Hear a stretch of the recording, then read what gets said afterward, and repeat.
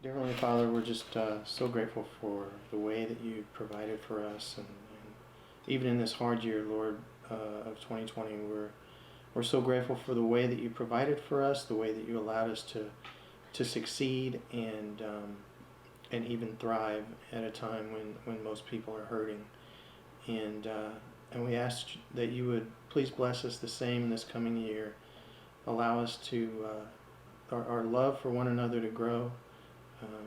Allow us to be provided for in abundance, the way that you've always done for us.